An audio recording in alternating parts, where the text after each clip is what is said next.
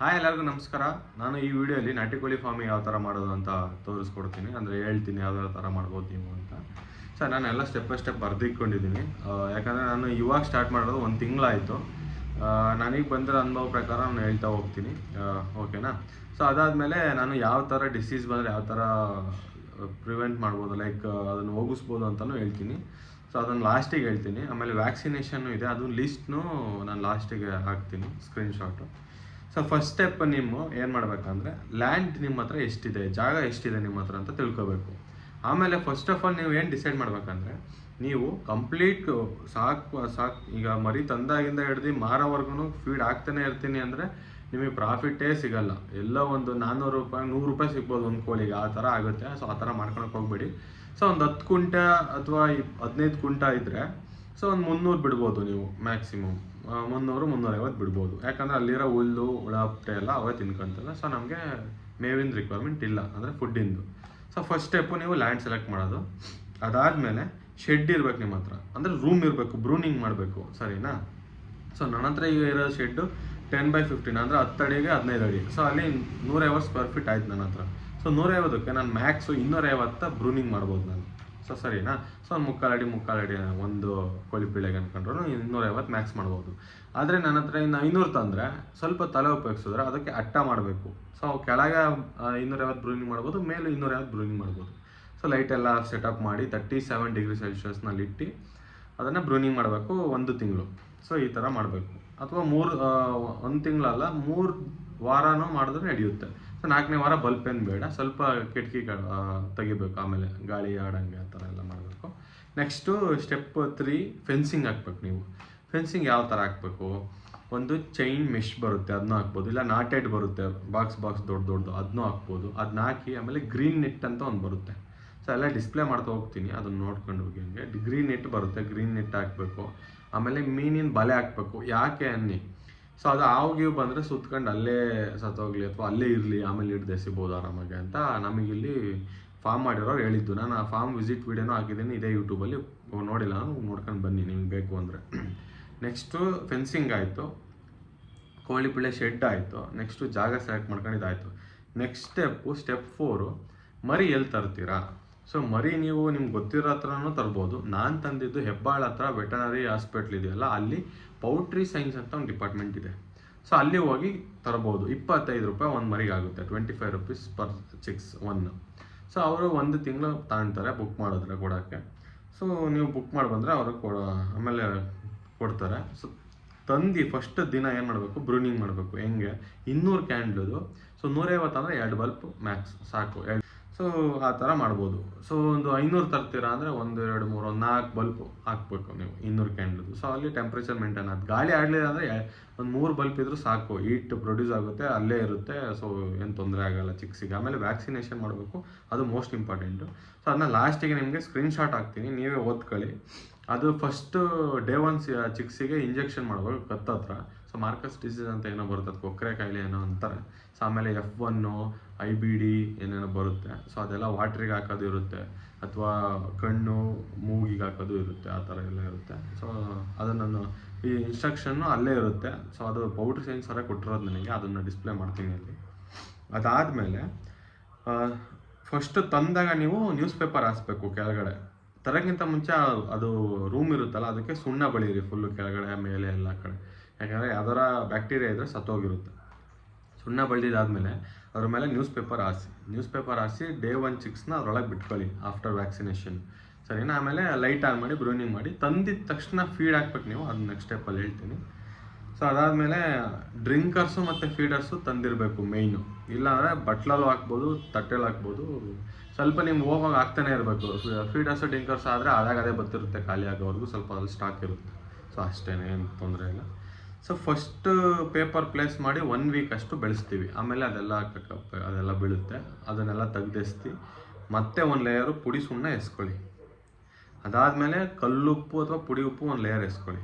ಅದಾದಮೇಲೆ ಭತ್ತದ ಒಟ್ಟು ಬರುತ್ತೆ, ಅದನ್ನು ನೀಟಾಗಿ ಒಂದು 2 ಇಂಚ್ ಅಥವಾ 2 ಇಂಚ್ ಹಂಗೆ ಹಾಸ್ಕೊಂಡು ಬನ್ನಿ, ಸ್ವಲ್ಪ ಈ ಮಟ್ಟ ಮಾಡ್ಕೊಂಡು ಎಲ್ಲ ಕಡೆ. ಸೊ ಆ ರೂಮ್ ಫುಲ್ಲು. ಸೊ ಅದಾದಮೇಲೆ ನೀವು ಮರಿ ಬಿಡಿ. ಸೊ ಆಮೇಲೆ ಮಾಮೂಲಿ ಬ್ರೂನಿಂಗ್ ಇರುತ್ತೆ, ಅದಷ್ಟೇ, ಏನು ತೊಂದರೆ. ನೆಕ್ಸ್ಟು ಸ್ಟೆಪ್ 4 ಫಸ್ಟ್ ಅದೇ ಹೇಳಿದ್ನಲ್ಲ ಸ್ಟೆಪ್ 4 ಅದು ಲೇಯರು.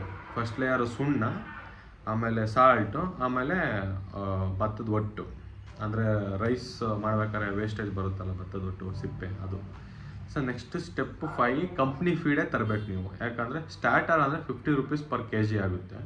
ಸೊ ಇನ್ನೊಂದು ಮೀನು ಅವೆಲ್ಲ ಮಿಕ್ಸ್ ಮಾಡಿದ್ದಾರೆ, ಅಂದರೆ ನಾನು ಯಾವುದರಲ್ಲಿ ಇನ್ಸ್ಟಾಗ್ರಾಮ್ ವ್ಲಾಗಲ್ಲಿ ಹಾಕಿದ್ದೀನಿ. ಸೊ ಫೀಡು 40 ರೂಪೀಸ್ kg ಇತ್ತು. ಅದು ಜೋಳದ ನುಚ್ಚು, ರಾಗಿ ಎಲ್ಲ ಮಿಕ್ಸ್ ಹೊಡೆದಿರ್ತಾರೆ. ಆಮೇಲೆ ಚೆನ್ನಾಗಿರುತ್ತೆ ಅದು, ಆಮೇಲೆ ಪುಡಿ ಇರುತ್ತೆ, ಮರಿ ತಿನ್ನೋಕ್ಕೆ ಚೆನ್ನಾಗಿರುತ್ತೆ. ಅದಕ್ಕೆ ಅದು ತಗೊಂಬಂದು ಅದೆಷ್ಟು ಬೇಕಪ್ಪ ಅಂದರೆ ವಾರಕ್ಕೆ ನಿಮಗೆ ಅದು ಒಂದು 10 kg ಅಲ್ಲ 11 kg ಬೇಕಾಗುತ್ತೆ. ಯಾವುದಾಗೆ 150 ಕೋಳಿಗೆ.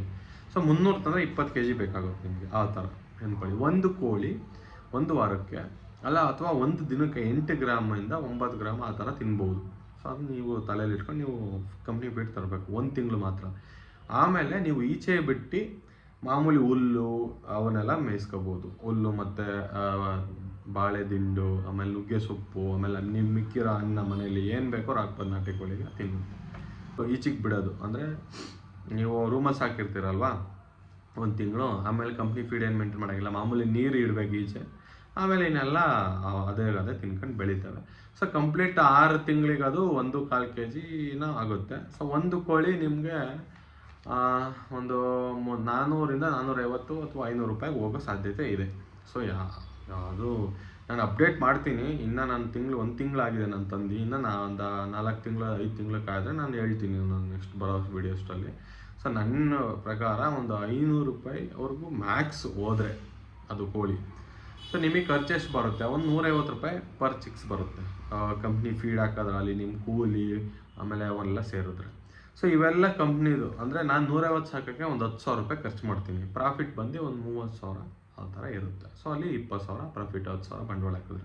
10,000 ಬಂಡವಾಳ ಹಾಕೋಕ್ಕೆ 20,000 ಬರುತ್ತೆ ಅಂದರೆ ಎಲ್ಲ ಔಟ್ ಆಫ್ ಮೈಂಡ್. ಅಂದರೆ ಇಷ್ಟೊಂದು ಪ್ರಾಫಿಟ್ ಇದೆ ಅಂತಾರೆ. ಆದರೆ ಅದಕ್ಕೆ ಜಾಗ ಜಾಸ್ತಿ ಇರಬೇಕು, ನೀವು ಜಾಸ್ತಿ ಇದು ಬಿಗ್ ಸ್ಕೇಲಲ್ಲಿ ಮಾಡೋಂಗಿದ್ರೆ. ಆಮೇಲೆ ಫೆನ್ಸಿಂಗ್ ಹಾಕಬೇಕು. ಫೆನ್ಸಿಂಗ್ ಹಾಕೋದು ನಾವು ಬಿಟ್ಟಿಲ್ಲ, ಅದು ಹಾಕಬೇಕು. ಯಾಕಂದರೆ ಲೆಕ್ಕ ಹಾಕಿಲ್ಲ ನಾವು ಪೇಮೆಂಟ್ದು. ಅಂದರೆ ಅದಕ್ಕೆ ನನಗೆ 15 ಗುಂಟೆಗೆ ಹಾಕೋಕ್ಕೆ 1 ಲಕ್ಷ ಖರ್ಚಾಗಿದೆ. ಪ್ಲಸ್ 10,000 ಮೇಲ್ಗಡೆದು ಇದು 150 ಕೋಳಿಗೆ ಖರ್ಚಾಗ್ತಿರೋದು. ನನ್ನದು ರಿಕ್ವೈರ್ಮೆಂಟ್ಸ್ ಇದು. ಅಂದರೆ ಲೈಕ್ 1,10,000 ಬಂಡವಾಳ ಹಾಕಿದ್ದೀನಿ ಟೋಟಲಾಗಿ ಫೆನ್ಸಿಂಗ್ ಎಲ್ಲ. ಫೆನ್ಸಿಂಗ್ ಅದು 1 ಟೈಮ್ ಇನ್ವೆಸ್ಟ್ಮೆಂಟು. ಇದು 6 ಮಂತ್ ಸೈಕಲ್ಲು ನಾಟಿ ಕೋಳಿ. ನೀವು ತರ್ಬೋದು, ನೆಕ್ಸ್ಟ್ ಮಾರ್ಬೋದು 6 ತಿಂಗಳಾದಮೇಲೆ. ಮತ್ತೆ ಮರಿ ತರ್ರಿ, ಬ್ರೂನಿಂಗ್ ಮಾಡಿರಿ, ಮತ್ತೆ ಬೆಳೆಸ್ರಿ, ಮತ್ತೆ ಮಾರ್ರಿ, ಅಷ್ಟೇ. ಸೊ ಆಮೇಲೆ ಡಿಸೀಸ್ ಹೇಳ್ತೀನಿ ನೋಡಿ. ಅದು ಹೆಂಗೆ ಅಂದರೆ ಮೇವು ತಿಂತಿಲ್ಲ, ನೀರು ಕುಡಿತಿಲ್ಲ, ಕುಗಣಿತಲ್ಲೇ ಕುಗಣ್ತೈತೆ. ಆಮೇಲೆ ನಡೀತೀನೇ ಇಲ್ಲ, ತೇಲಾಡ್ಕೊಂಡು ನಡೀತೈತೆ. ಅಂದರೆ ಕಾಲು ಎದ್ದು ನಡೀತಿಲ್ಲ, ಸುಮ್ಮನೆ ಹಂಗೆ ತೇಲಾಡ್ಕೊಂಡು ನಡೀತೈತೆ ಅಂದರೆ ಅದು ಕ್ಯಾಲ್ಶಿಯಮ್ ಕಡಿಮೆ ಆಗಿದೆ ಅಂತ. ಸೊ ಕ್ಯಾಲ್ಶಿಯಮ್ಮು ಮೆಡಿಕಲಲ್ಲಿ ಇರುತ್ತೆ, ಕೇಳಿಬಿಟ್ಟು ತಂದು ಹಾಕಿ ಡ್ರಿಂಕರ್ಸ್ ಒಳಗಡೆ. ಸೊ ಆಮೇಲೆ ಇನ್ನೊಂದು ಫೀಡು ತಿಂತಿಲ್ಲ, ಆಮೇಲೆ ಅದೇನೋ ಅದು ಔಟ್ ಆಫ್ ಕಂಟ್ರೋಲ್ ಅಂತ ಅಂದ್ಕೊಂಬಿಡಿ. ಆ ಥರ ಇದೆ ಅಂದರೆ ಅದು ಇನ್ನೇನು ಸಾಯುತ್ತೆ ಅಂತ ಅರ್ಥ. ಅದಕ್ಕೆ ORS ಕುಡಿಸಿ. ORS ಸಿರಂಜಲ್ಲಿ ಎಳೆದ್ಬಿಟ್ಟು ಸೊ ಅದ್ರ ಬಾಯಿಗೆ ಬಿಡಿ, ಸ್ವಲ್ಪ ಅದು ಜೀವ ತಡ್ಕೊಳುತ್ತೆ. ಅದಾದಮೇಲೆ ಎಂಡ್ರೋಫ್ಲಾಕ್ಸಿನ್ ಅಂತ ಒಂದು ಇದಿದೆ ಮೆಡಿಸನ್ನು, ಅದು ಲಿಕ್ವಿಡ್ ಫಾರ್ಮಲ್ಲಿ ಇರುತ್ತೆ. ಅದನ್ನು 0.2 ml ಅಂದರೆ ಒಂದು 2 ತಿಂಗಳು ಮರಿ ಇದ್ದರೆ 0.2 ml ಅಂತ ಬಾಯೊಳಗೆ ಹಾಕಿ, ಒಂದು 4-5 ತಿಂಗಳು ಮರಿ ಇದ್ದರೆ ಒಂದು 0.4 ml ಬಾಯೊಳಗಡೆ ಸಿರಂಜಲ್ಲಿ ತುರುಕಿ, ಅಷ್ಟೇ. ಅದಾದಮೇಲೆ ಟೆಟ್ರಾಸೈಕ್ಲಿನ್ ಅಂತ ಬರುತ್ತೆ. ಮಾಮೂಲಿ ಕೆಮ್ಮು, ನೆಡೆ, ಜ್ವರ ಆ ಥರ ಇದ್ದರೆ ಅದು ಹೋಗಿಸುತ್ತೆ. ಸೊ ಇದನ್ನು ಯೂಸ್ ಮಾಡ್ಬೋದು. ಪೌಡ್ರ್ ಇದು 1 ಸ್ಪೂನ್ ಹಾಕಬೇಕು. ಒಂದು 2-3 ಲೀಟ್ರು ಡ್ರಿಂಕರ್ಗೆ ಇರುತ್ತಲ್ಲ, 1 ಸ್ಪೂನ್ ಹಾಕ್ಬಿಟ್ಟು ಕಲಿಸ್ಬಿಟ್ಟು ಆ ಡ್ರಿಂಕರ್ನ ಉಲ್ಟ್ ಮಾಡಿ ಇಟ್ಬಿಡಿ, ಅಷ್ಟೇ. ಅದಾದಮೇಲೆ ಅಮ್ಮ ಥರ ಆಗುತ್ತೆ ಫೋಲ್ಫಾಕ್ಸ್ ಅಂತ. ಸೊ ಅದರದ್ದು ಇಂಜೆಕ್ಷನ್ ವ್ಯಾಕ್ಸಿನ್ ಇದೆ. ಅದು ಹೆಂಗೆ ಅಂದರೆ ಆಟೋಮೆಟಿಕ್ ಬಂದು ಹೋಗ್ಬಿಡುತ್ತೆ ಅದು. ಆ ಥರ ಸೀಸನ್ ಅದು. ಅಂದರೆ ಮಳೆಗಾಲದಲ್ಲಿ ಬರುತ್ತೆ, ಹೋಗ್ಬಿಡುತ್ತೆ. ಸಾಯ್ತಾವಲ್ಲ ಅಂತ ಏನು ಮಾಡಬೇಕಂದ್ರೆ ಈ ಥರ ಆಯಿಂಟ್ಮೆಂಟ್ಗಳು ಹಚ್ಬೇಕು. ಯಾಕೆ ಹಚ್ಬೇಕಂದ್ರೆ ಇಲ್ಲಿ ಕಣ್ಣು ಹತ್ರ ಎಲ್ಲ ಕಾಣ್ದಂಗೆ ಆಗ್ಬಿಡುತ್ತೆ ಕೋಳಿಗೆ. ಸೊ ಅದಕ್ಕೆ ನಾವು ಅದನ್ನ ಆಯಿಂಟ್ಮೆಂಟ್ ಹಚ್ಬೇಕು. ಸೊ ಇದಕ್ಕೆ ಪೆಂಡ್ರಾಸ್ಟ್ರಿನ್ SH ಅಂತ ಒಂದು ಬರುತ್ತೆ, ಅದರದ್ದು ಫೋಟೋ ಹಾಕ್ತೀನಿ ನಿಮಗೆ. ಸೊ ಇದು ಆಯಿಂಟ್ಮೆಂಟು ನೈಟೇ ಹಚ್ಬೇಕು. ಒಂದು 6 ದಿನ 7 ದಿನ ಹಚ್ಚಿ, ಅದಾದಮೇಲೆ ಹೋಗ್ಬಿಡುತ್ತೆ, ಅಷ್ಟೇ. ಇನ್ನೊಂದು ಆಲ್ಟರ್ನೇಟ್ ಸೊಲ್ಯೂಷನ್ ಏನಂದರೆ ಕೊಬ್ಬರಿ ಎಣ್ಣೆ, ಅರಿಶಿನ ಮತ್ತು ಬೆಳ್ಳುಳ್ಳಿನ ಅರೆದ್ಬಿಟ್ಟು ಅದಕ್ಕೆ ಹಚ್ಚಿ ಅದು ಒಂದು 6 ದಿನ ಟ್ರೈ ಮಾಡಿ ಉದುರೋಗುತ್ತೆ. ಅದು ನ್ಯಾಚುರಲ್ ವೇ, ಆಯುರ್ವೇದಿಕ್. ಸೊ ಈ ಕ್ರೀಮ್ ಹಚ್ಚೋರು ಏನು ತೊಂದರೆ ಇಲ್ಲ. ಇದಿಷ್ಟು ಡಿಸೀಸು. ಇನ್ನು ವ್ಯಾಕ್ಸಿನೇಷನ್ ಹಾಕ್ತೀನಿ.